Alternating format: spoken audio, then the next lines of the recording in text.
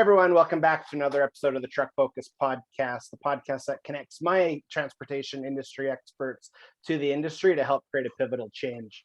So in our industry, we have multiple different types of experts, but one I really appreciate highlighting is over-the-road legends. So I identify professional drivers as that, people that genuinely care about our industry and just do a really good job making things happen. So in today's episode, I'm really excited to introduce everyone to Roy Jessup. So I first noticed Roy on social media actually, and he's always happy and he's posting some of the most, honestly, really beautiful to scenic photos that he gets to travel through. So it really caught my attention and I'm like, okay, this guy's doing it right. So it was just, again, I was honored when he said, yes, I'd gladly hop on the podcast. So that was exciting. But yeah, just kind of learning a little bit more about Roy, 16 years in the industry. And he's a really good example of where you start and where you can go in our industry. So yeah, really excited to kind of dive into a lot of different type of stuff. Another thing I respect about Roy is he's a family man, and that's something I take pride in too. So again, here we go. So welcome, Roy, to the podcast. Thank you very much.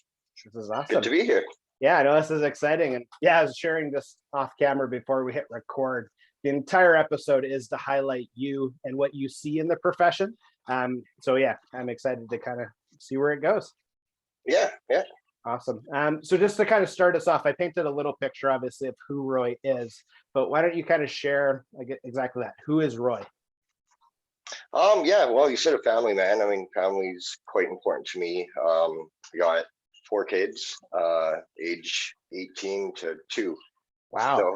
So yeah, 3 girls, 1 boy. So yeah, they keep me busy. Yeah, for sure. How do they find you being like away on the road with such an age change? Yeah, it's tough. I mean, I've got an awesome wife at home too, so she definitely helps. But yeah, saying goodbye is always tough. And I mean, I'm quite lucky. I'm not gone. I mean, I'm only on the road from Monday to Friday, so I'm home weekends with them, and got a great company who is quite good about getting me home every weekend. So that's quite important to me. Yeah. Good. Yeah, that's awesome. Yeah, and I think having a supportive wife makes a huge difference too. Just knowing things are good at home while you're away. Yeah, I actually my ex-wife is kind of the other example of that, where it didn't work with me being on the road. So yeah, that's quite important to find a partner who's, you can work that out with. That's right. Yeah. No, that's awesome. So good for you. That's nice. So kind of explain, how did you get into the transportation industry? Like, how did that process start? Yeah, well, I don't want to go too long of a story, but yeah, like I was pretty much doing everything at the time. I was working construction, I was doing a bunch of crap jobs, and I hated all of them. And I actually got a job at a local auto parts store as a parts delivery guy, right? Just driving a minivan, delivering auto parts. And I honestly, like, as soon as I got on the road, I was like, oh, this is great. I don't have a boss looking over my shoulder.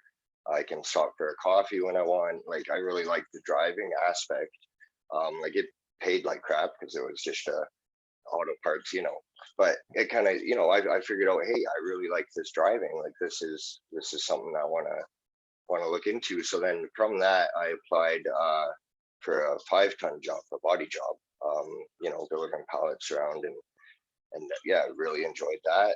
And from there, got my air brake ticket, and then slowly moved to 10-ton, and slowly get bigger trucks, and then more and more training, and eventually got my class 1. Good for you.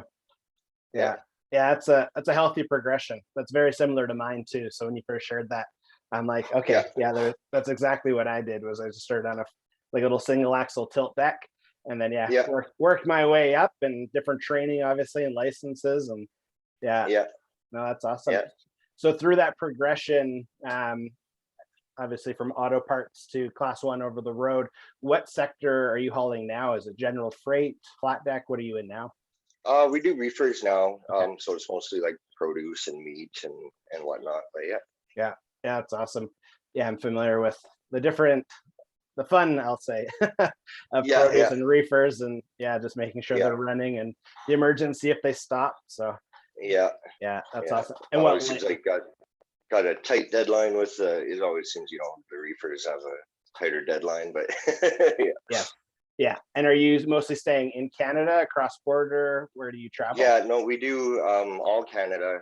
I mostly do Calgary to Langley, and then Langley will normally send me either Edmonton or back to Calgary, and then from there could be out to Winnipeg, or it could just be back to the coast, and then back home to Calgary, and done for the week. That's awesome. That's awesome. Yeah, So with I guess going west from Calgary, for anyone listening that doesn't know the geographics of Canada, Calgary's in Alberta, obviously Langley's in BC, so it's a little closer to the ocean. So how do you find traveling through the mountains, for one, the Rockies, but also with the Highway 93, 95 detour? How is that? well, I find the Highway 93. I'll start there. That I know a lot of people I talk to are extremely upset about that, and like, oh, it adds an hour and a half to my trip, and all the RVs and getting stuck behind people. And I kind of try to have a different perspective where like I get paid per mile, and this is more miles, right? Like I'm going to the same destination, but I'm actually getting paid more because it's a further trip. It might take longer, but I get different scenery to look at. And I quite enjoy the drive, to be honest. Like it's a nice little detour change from the everyday. And I try to look at it that way, other than like, oh, I'm watching the clock and like, oh, this is taking me too long. I just like, why get upset? Like I just enjoy it, like Yes, yes, yeah. absolutely. Um so I mean, I haven't found a problem with that detour. I mean, it's a pain in the butt, but Yeah, kind of make the best out of it. yeah, And yeah, for going through the mountains, the company I'm at now, I've been with for 4 years, and they seem to. I'm kind of the mountain guy. Like nice. they like to keep me in the mountains. So, and I mean, I like it. I don't mind driving in the mountains. Doesn't bother me. So yeah, I kind of like to have that badge as the mountain guy. And it's been 3 winters now where pretty much driven through almost every storm I've encountered. Like slow down, you go maybe 20, but I was still going. And a lot of nights I'd be the guy laying the tracks. Like there'd be no snowplow. There'd be just kind of somebody's gonna follow the tracks I'm laying. So you know, Wow. yeah, it's pretty wild. Yeah, Yeah.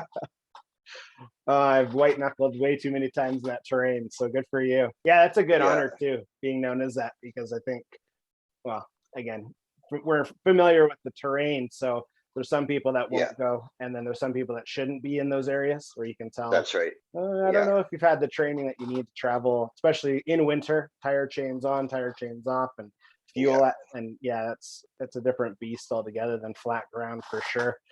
yeah. Yeah. So Well, it's with even like the sorry, even like the just throwing the chains on. I know some guys will curse up and down and oh, they hate it, and it's like it gets you out of the truck, it gets you moving, like it's something different. I mean, it's all how you look at it. I find, yes. like yeah. So I just you gotta make the best of things. Yeah, and I think that's an attitude that a lot of our industry needs to readapt, where a challenge is a Yeah, good thing, but it is how you look yeah, at it. And yeah, it's, again, what I'll keep talking on the west side because I think that area is fascinating. But yeah, it's just a different challenge. It's not, well, you don't put your feet on the dash and drive anyway, but it's not as luxurious, I'd say, as heading east where it's a little more flat. yeah, So yeah, no, I think that's a really good point though, is just how are you looking at it, and then accepting it for it's a positive challenge, not it's a waste of your time or nothing like that. yeah. Yeah. So no, that's cool. So in your, I guess, 16 years so far of total driving, what's been the best part about being like a professional driver this far? I'd say like the I don't know if I want to say the freedom, but like I feel like I have a lot of freedom. Like I don't have somebody looking over my shoulder. Like I've done warehouse jobs where it's you're asking to go for a smoke, or you're asking to use the bathroom, and your coffee break is at this time. It's like I like being able, if I want a coffee, I'm gonna stop and get a coffee. Yeah. If I have to go to the bathroom, I'm gonna stop and go to the bathroom. And so I mean, I really do like the freedom. I love the scenery. Like every day I'm just like in awe. Like just blows my mind. Like you think it would get old, right? Like it's been 4 years of driving pretty much the same road back and forth, and I mean, it doesn't get old. Like Right. Yes. every day, I'm just like, wow, like it just blows my mind. So, I mean, Yes. I always try to like stop and find something to take a picture of, or just something that catches my attention. You know, Yeah. Yeah. I was going yeah, to ask, at what point then did you? So that's what's interesting is some people can see the same mountain and the sun's in a different placement, so you see something different. And yeah. some people appreciate that, some people ignore it. But at what point then did you start taking photos of your trip? Because that's honestly what really stands out again in social media, pictures and videos. Yeah. Where I was like, that's a nice photo. Wow, I've been there before. And like it's this kind of memory lane where, yeah, it's like stunning artwork. So yeah, I guess at what point did Yeah. you say, you know what, I'm gonna start Well, doing something? I think it was actually the start of the pandemic.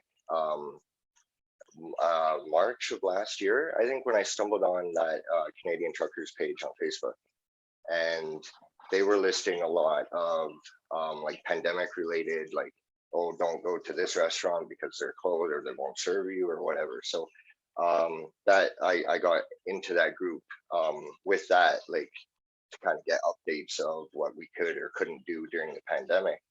Um, and through that, I was seeing other people posting their pictures, right? And so I thought, well, hey, I've always kind of been like a hobbyist photographer, like something just, as a hobby. So I think, people come from all over the world to see the Rockies and this beautiful scenery. So I thought, I have to capture this. Like I have to Yes. make some sort of record that, and yeah, so I just started, like I said, I always try to find something, whether, maybe not once a day, but at least every trip, find something that is worth taking a picture of, like even if a Yes. rainbow or, a bear or, just the way the clouds are situated or the sun or what, I always find something that just kind of like, wow, gotta Yes. take a picture of this. Like, Yes. yeah, Absolutely. Yeah. Yeah. No, I think that's incredible. And a picture does say 1,000 words. And when people are yeah, paying to go there, it is. exactly. Yeah, I'm in a different space in our industry because I don't drive anymore, but it's a recruitment tool to what's possible when you're in that, like in Western Canada. So yeah, as an industry advocate, I appreciate that you're doing it because it's like, yeah, look, this is a benefit of industry. Like you get to see this, you get to be here, and if it's wildlife, yeah. if it's just a nice view, like you said, it's yeah, I think it's Yeah, well, and encouraging. I also have a lot of family overseas, like a lot of family in Europe. So they've come to Canada, and come to the Rockies with us and all that. So I like to share those pictures, so that they can see and then think, oh, like you said, oh, I've been there and I remember that. And Yes. yeah, and like I just think, like, they people come all over the world, pay money to see the sunrise in the Rockies, and like I get to see that every day. Like Yeah. it's just, Yeah. I absolutely love it. It's awesome. Yeah, I'm sure your company appreciates that too, because that's the type of attitude that, again, just being in our industry, that we need to, Yeah, so to know that you're rocking their brand and you're doing a really good job, that's powerful for sure. yeah. Thank you. Yeah, absolutely. So you mentioned the pandemic. Obviously, we're still navigating through it. How has your experience been just with different places, maybe not opening their doors, and maybe you used to Yeah. stop at one place, move to the other, but how has that been? Oh, it's definitely got a lot better. Good. I know, like when the pandemic first kind of hit, like last March, it was like you couldn't even find a bathroom. It didn't matter, like, like restaurants were closed. You'd walk up to the drive-through and they'd shut their window on you. Like it was brutal. Like you couldn't even find a bathroom. Like I'm not joking. It was bad. Wow. And it's definitely got a lot better. I think with social media, it was almost like places were getting shamed into, uh, you know, being Open. decent. Yes. Yeah, like, Yeah. so I think that did help. And the places who were um, accommodating to truckers were definitely getting noticed on social media as well. So we were all like, hey, this place is good to us. Like, we're going to go there. Right. And like, we would take note of which ones, would get our business. Yes. So, but yeah, it's definitely got better. And like now things are opening up a lot more. So Good. Yeah. yeah. It, my wife's family, so my family-in-law, they're in the restaurant space, and when they well, part of our family's in our professional drivers, part of them is in the restaurant. So they stayed open within restrictions. Obviously, there's mandates and stuff. But yeah, they've always been very receptive to if it's professional drivers and oil field workers, because being in Alberta, again, it's another major industry. And yeah, they would hear stories and they were in disbelief because it's aside from, yeah, there's a legit concern for basically any human contact through this process. They're like, it's actually better to show support because they as people feel better. And I think something in our industry that's easily forgotten is professional drivers are people. People that aren't behind the wheel are people. So let's treat each other equally and not, oh, you're a driver, stay away, that we saw. So but yeah, it's nice to hear that it's getting better from your perspective, because I can sit here all day long and hope it's better, but knowing, yes, it's improving and okay, people are opening. But yeah, social media is powerful too. So if it had and one instance, I won't name the company because I don't want to get anybody in trouble, but I was in Kelowna and I had driven all night to get to Kelowna to get to this warehouse to do the delivery.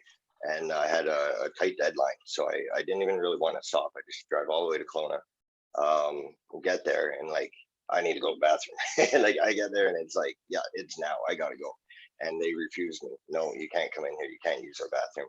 No porta potty outside, nothing. Like, there was absolutely nothing. So I put that story on Facebook, and I named the company on Facebook, and I actually got a response, and I got, it was rectified where they set up porta potties, and then now actually they allow us back into the building. But it was like, there was a problem. I kind of addressed the problem, and then there's action taken, and it was dealt with. So the power of social media, like that, it is something. Like it's So I just thought that. Yeah. Sorry, I interrupted you. What did you say? Oh, I was just gonna say like that.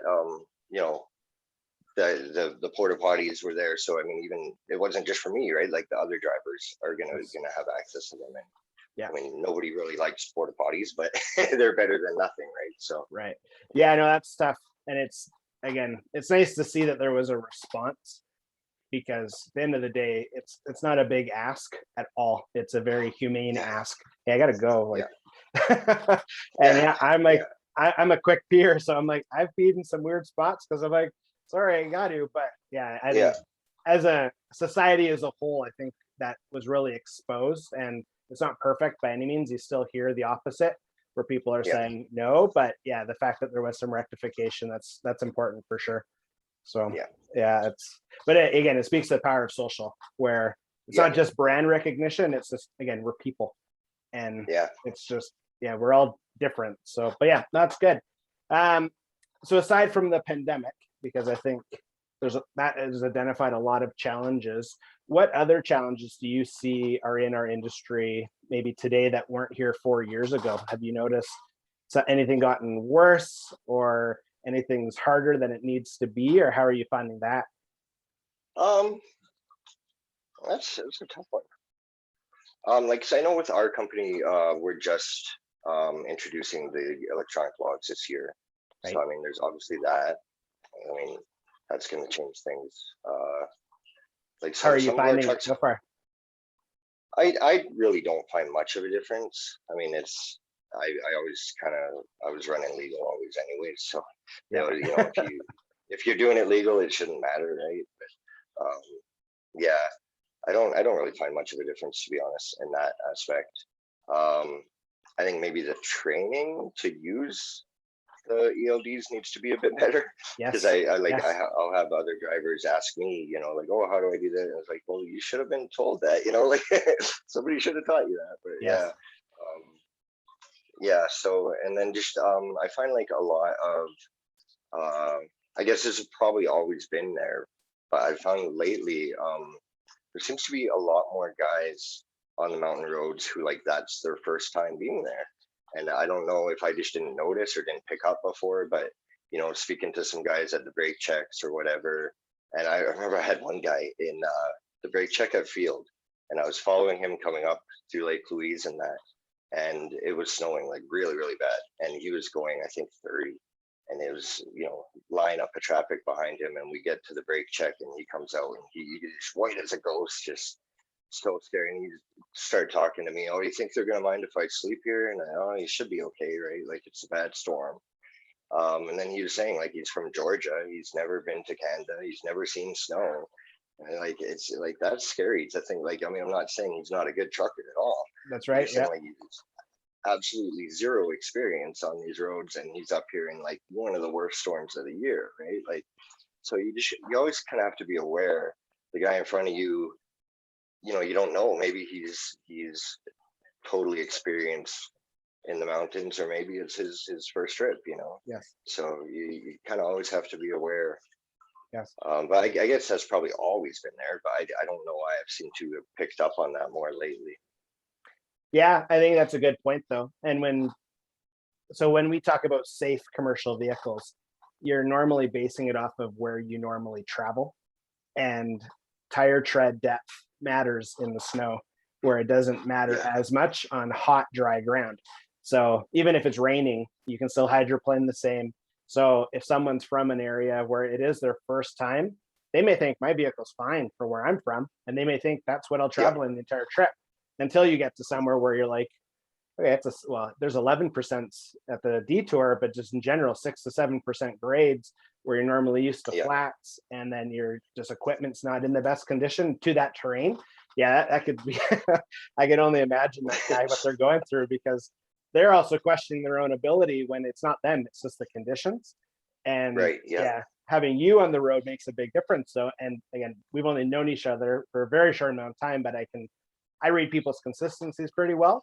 But just I could imagine you were probably pretty calm, and you're kind of like, yeah, okay, yeah, like, and just you're there to listen. You're not there to attack, belittle, get out of my way. So that made a huge difference in that person's life, which again highlights the profession, which is awesome, because there's too much of the opposite where you could have said, pound sand, buddy, go back home. And what are you doing out here? Exactly. But I think condition of vehicle is important, and that's something that's often missed. And there's a different factor of road rage with a passenger vehicle and a commercial vehicle. And I'm always concerned when we're talking like merging lanes and my lane's ending and I need to move over because there's no more road. But passenger vehicles have no clue. So the fact that, again, you could be a voice of reason, I'm guaranteeing he probably said, that driver was like, thank you, because it can be really stressful when you're out there alone. So it's good. Well, and I mean, I remember my first storms too, right? Like, I mean, now I'm pretty calm through them, but the first few, like, geez, I was white knuckling big time. Like, and I can imagine, like, I can empathize what he's going through, because I went through it myself, right? And like I got my, I don't know, I got my class 1, and that was my first run was to Vancouver. And like that my first company I worked for was not a good company. And they literally got the job over the phone, and here's the keys, and I was gone to Vancouver, and that was it. And I was fresh out of driving school, like so I mean, it worked out for me, but I could imagine if you get someone else in that position, I could imagine a much different ending. And again, I'm in the world of compliance and transportation safety. So carriers out there that are listening, you can't do that. Like there is a long list of things you need to do at the time of hire, and like once someone is hired, before you can allow them to drive. So I'm glad you're still alive. But that makes me nervous. Well, and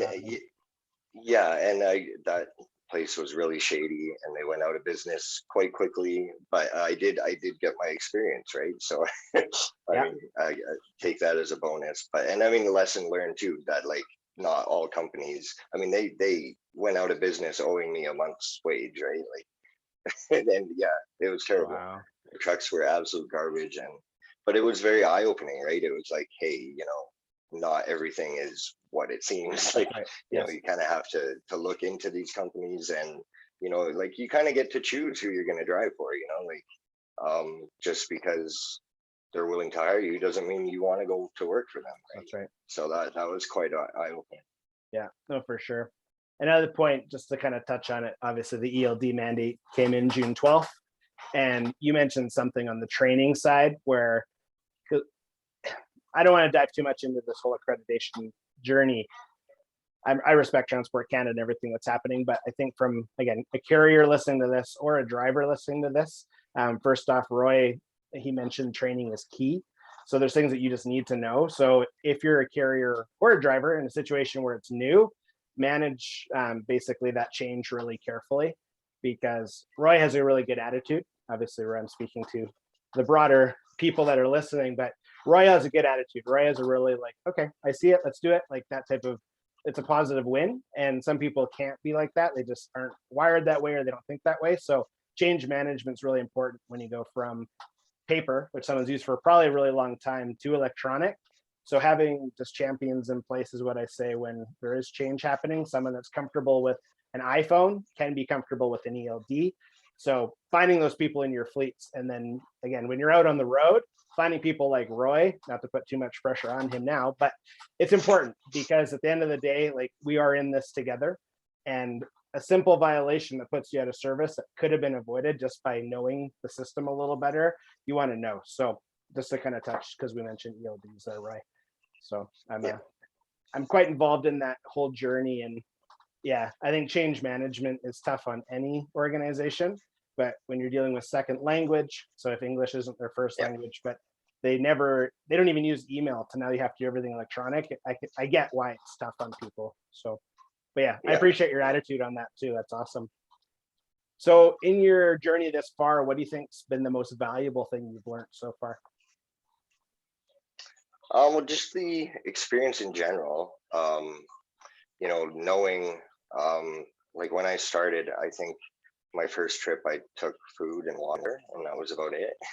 And now it's like, my truck, I have a shovel in my truck, I have a full set of tools in my truck, I have extra airlines and belts. And so, I mean, just kind of the experience of just figuring out, like, what is trucking, like, hey, what am I doing, like, that's been very valuable.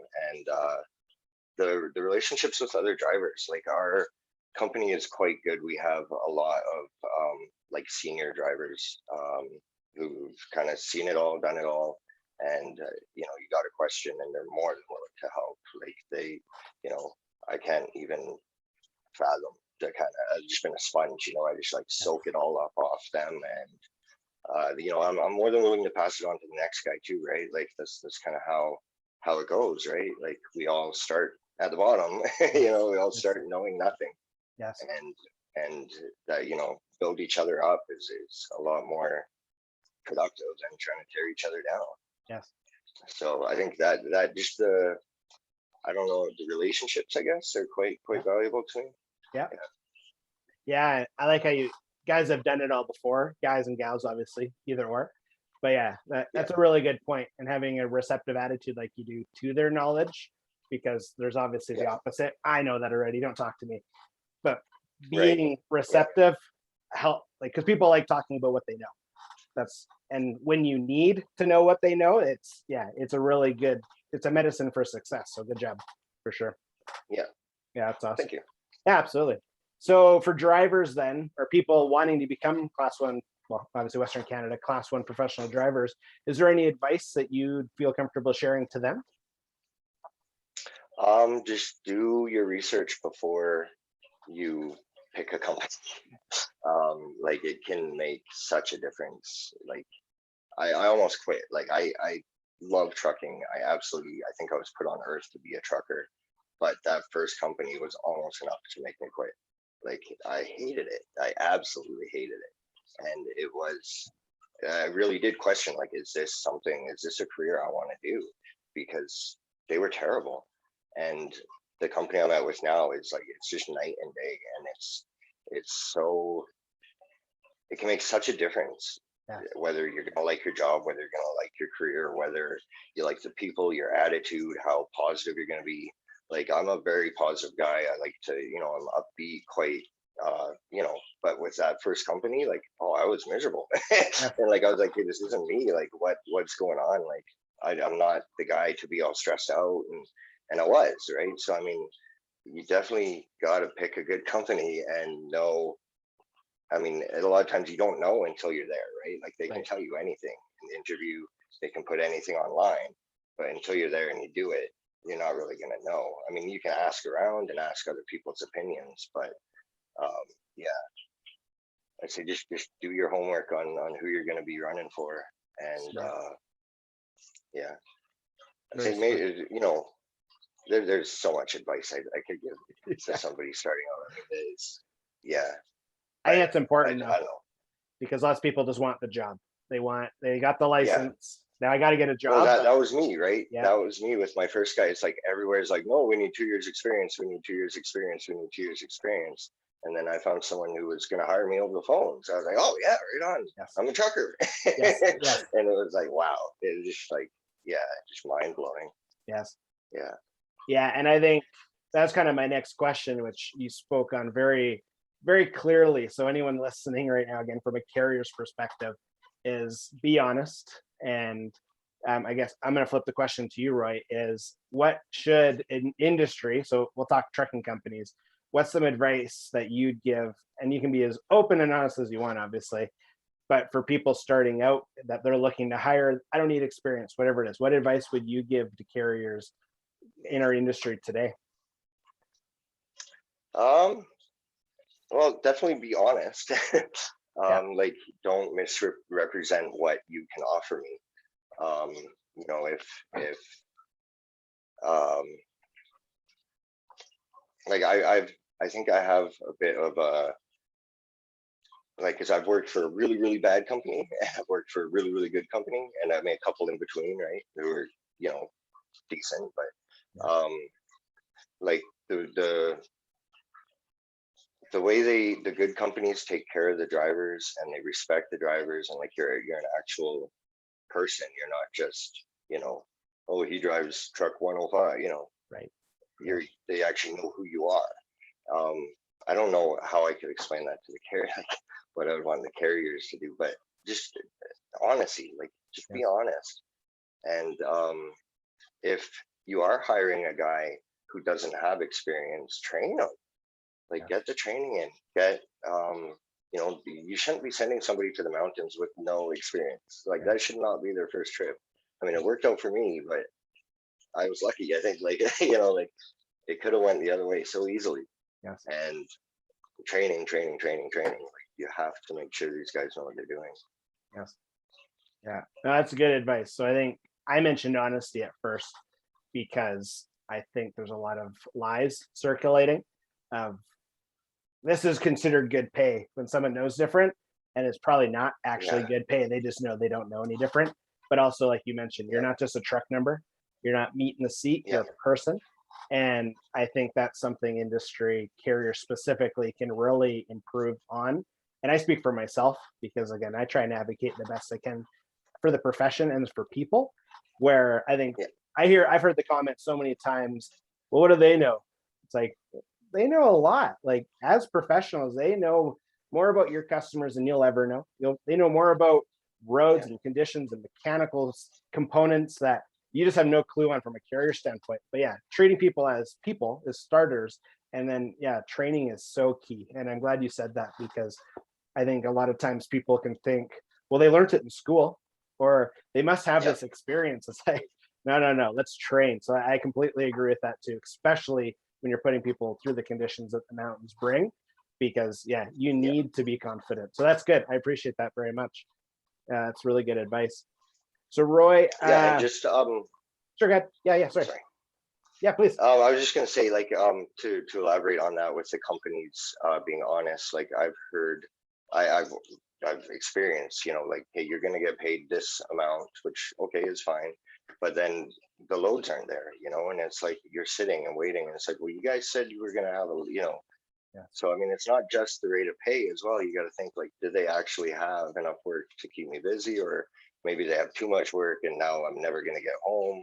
So I mean, there's a lot that goes into it. But it all comes down to honesty, right? Like, if they're honest and upfront about what loads they have and whatever, then it shouldn't be an issue. Yes. So I'm just making a note of that. That's a really good point too. I think being honest with what work is available is crucial, because people that have families, you don't want to necessarily be away for 3 months on end, but you also don't want to just do one trip, sit at home for 5, one trip, sit at home for 5. But that's a really good point. I appreciate that. Yeah. Hey, you're teaching me a lot in this conversation. I really appreciate that. Awesome. So just kind of as we come to a close in our conversation, what I can tell you're thoughtful and you think things out, which is nice because again, it just highlights the profession.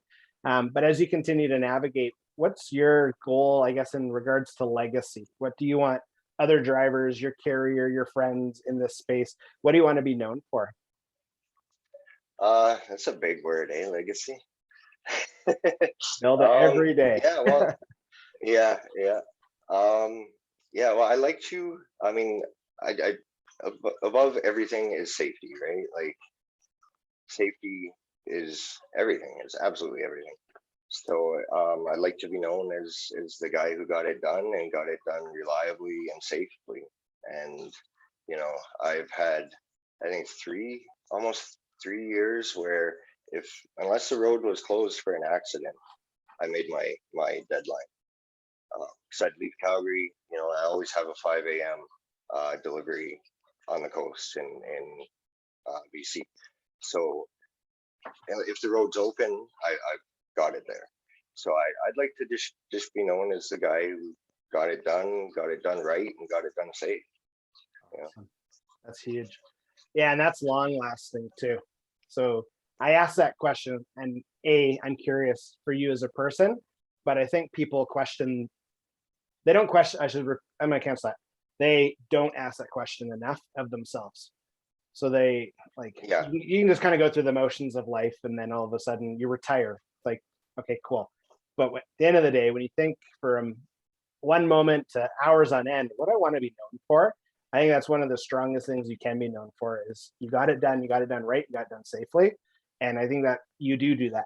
And it's nice because you do it in a way where you share advice. You're willing to share more advice. You're also someone that wants to change a narrative. We're sure we could bash people on social all day long, but I'm going to take photos of this is what we see. This is incredible stuff. So I think that really highlights just who you are as a person too, Roy. And we need more professionals like that. Sorry, go ahead. Just to add to that, the legacy, like my grandfather was a Greyhound bus driver. Drove from Regina to Vancouver. That was his run. My dad was from England. He was a tour bus driver in England.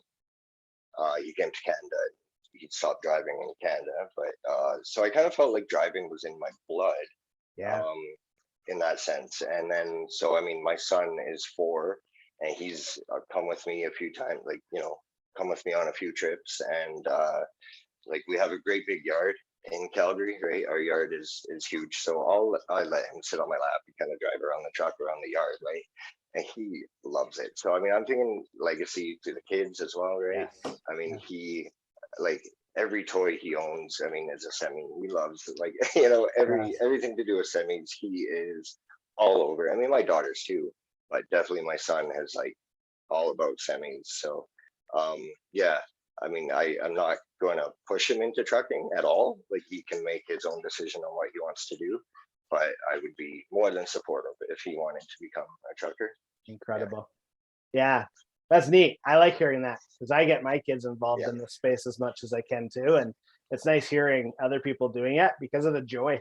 Like they are jacked. They're like, yeah. Oh, I know. Yeah, they get so stoked. Yeah, for sure. Yeah, I'm very familiar with trains and trucks, and my 2-year-old, he knows how to do choo-choo. He's got a big train set, and so he'll just run around the house, either barking like a dog or saying choo-choo. I'm like, and my 11-year-old, similar to your 4-year-old, just like, they get they can put the 2 and 2 together. Trucks, dad, awesome. So my son's saying so. No, that's awesome, man. Good for you. Yeah, and I appreciate that honesty because I think some people, again, try and keep work, family is family, but when it's a positive, it's nice when you can blend the two. So I think that's really important. Yeah, that's awesome. Well, and then I also like, because I don't want, I always, when I started trucking, I don't want my kids to resent that I leave, right? Yeah. Like I don't want them to, oh, dad's gone again, right? So I want them to be involved. I want them to see my truck. I want them to come with me. I want them to see what I do. Like summer now, the kids aren't in school. Like, yeah, come with me. I love it. Keep me company, right? Like, Yes. but yeah, and then I'm hoping if they see that, hey, this is where dad goes, this is what he's doing, um, you know, maybe they're not gonna resent me for being gone so much. Because I do have, I mean, I think every parent probably has guilt, every trucker parent probably has guilt about being on the road, right? Like you can't help that. Yeah. But yeah, so that is it's just a way I kind of cope with it. Maybe it helps them deal with it. It's just to have them involved in some way, like at least then they understand, like, hey, this is where dad goes. Exactly. Yeah. And and they know why too. It's not just to get away. It's you're adding such value to our society, where I think that's again another conversation probably for another day, but people don't realize the value that professional drivers bring, but they have to be away at times. And I think that's important. And other drivers listening, if that's an option, that's a really good solution. So the guilt will always be there. You're right, Roy. But I think, for the family to understand and get excited about what you do and what you get to see, and you go down this hill, like just those emotions. I think it's really important. Yeah. So good for you. Oh, that's awesome. So kind of just in close, Roy, were there any final thoughts that you felt comfortable sharing? And as well, if anyone wanted to get kind of in touch with you, did you want them to reach out to you directly or just contact myself? What are you comfortable with? Whatever you think is easier. I'm fine with people contacting me, or Just on Facebook you or and then me. sure. Yeah. It's an open floor, right? So whatever you're comfortable with. I see the value you bring to the industry. So yeah. Okay. Awesome. And so in closure, I just I think if like, 'cause I toyed with the idea. Like I remember, I think I was 20, so it's 20 years ago. I was sitting, I was doing security at the Calgary Tower, and I was flipping through the newspaper, and I'd always see the ads for truckers, right? And I'd always like wonder, like, oh, should I do that? Could I do it? And so I just think, like, if you're in that position and you want to do it, like, you can do it. It's fun. Like, it's there's a lot of work, and it's a challenge, but like, I wish I would have done it sooner. Do you know what I mean? Like, I wish I wouldn't have waited as long as I did. Yeah. But yeah. So I'm just, if somebody's out there thinking, oh, maybe should I do it? Or like, yeah, just take the jump, and it's I wish I would have done it sooner. Yeah. Awesome. Okay, well, Roy, this was awesome. And I'm glad we had this opportunity because again, I like being right. I like guessing on people and being like, yeah, I think, and you definitely solidified my faith just in your, I'd say, ability as a person, as a professional, and to advocate for our industry while operating over the road. And I thank you for your time today. And anyone listening, if you want to reach out to Roy, it's Roy Jessup, but you can obviously reach out to myself and I can put you in contact with him if that's easier. And ask him questions. If you see him on the side of the road, please say hi. Because again, he's a true example of just the professionalism and of people of character in our industry. And Roy, honestly, just thanks so much for hopping on today. This was awesome. Yeah, well, thanks a lot for having me. It was a lot of fun. I know our schedules kind of didn't mesh up great at the beginning, but yeah, this was really fun. Thank you. Awesome. Yeah, absolutely. Yeah, and I'm glad we can make it work. It's always I get the challenge of what you're going through. So, but again, it's been awesome. Yeah, well, yeah. I mean, I'm sure you understand how schedules are. Yeah. No, it's awesome. So, okay, well, thanks so much, Roy. I appreciate it. Yeah, bye, everyone. Thank you. Thanks.